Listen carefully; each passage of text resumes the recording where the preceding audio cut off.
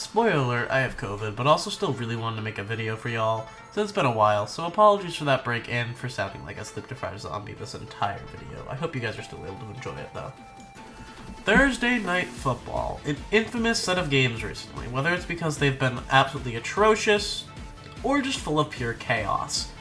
So this season, with my co-host and editor Brad Chadington being gone, he's not dead or anything, he just kinda got a life. But I'm still here, baby, and I'm editing now.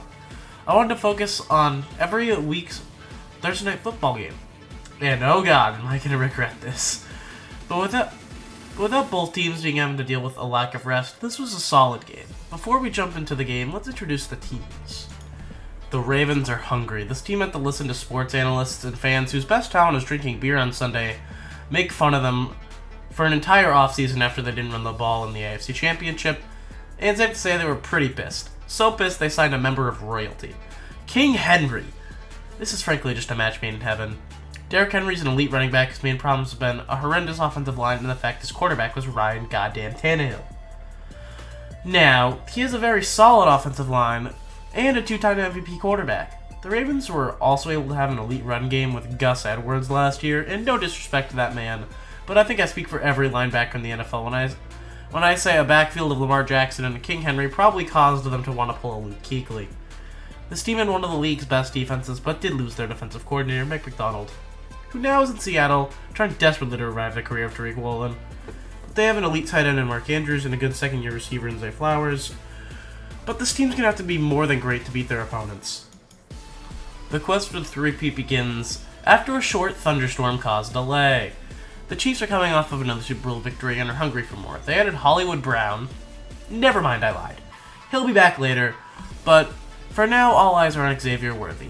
And I guess Juju Smith-Schuster. But I think I speak for everyone when we say that we all know he's painfully mid. So all the questions are just about Worthy. Worthy broke the Combine record, and because of that, he rose up draft boards and was taken by the Chiefs in the first round. There also are some more question marks about Rashee Rice and a potential suspension for trying to play some IRL GTA, and Travis Kelce, who had his worst regular season objectively since 2015.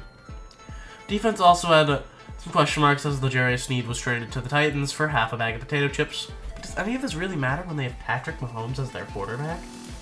Well, apparently, at least at first, it seems like it really didn't, as Derrick Henry willed the Ravens to a 7-0 lead midway through the first.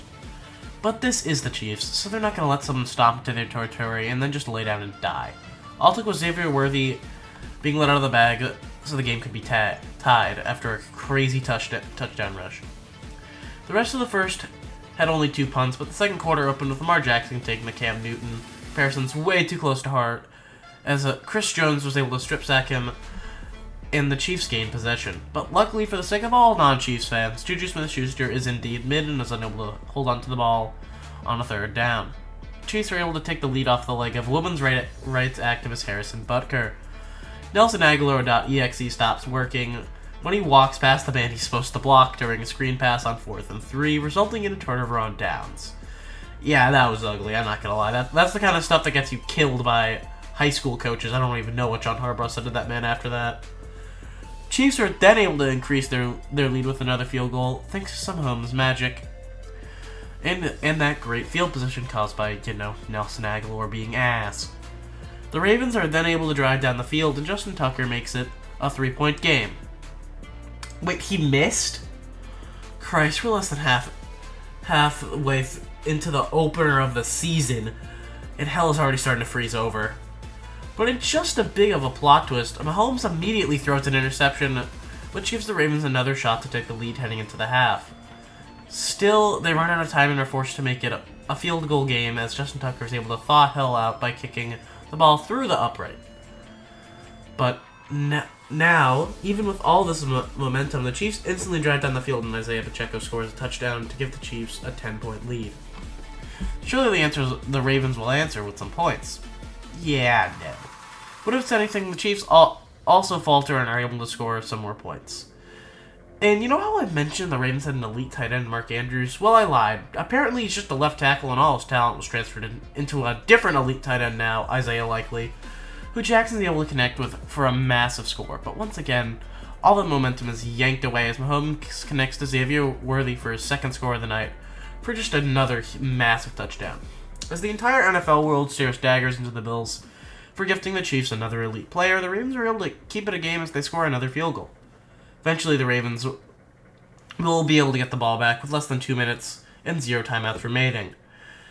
And they're going to be able to have a chance to send this game to overtime.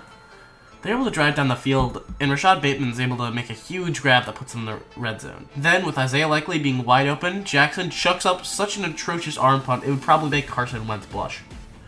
But it doesn't matter. Despite Likely being injured trying to catch the pass, aiming for the stars, the Ravens have another shot. Lamar's able to miss a wide open Zay Flowers. Alright, it's fine. One more shot. And Lamar Jackson finally throws an accurate pass, and Likely's able to score the touchdown. Hold it!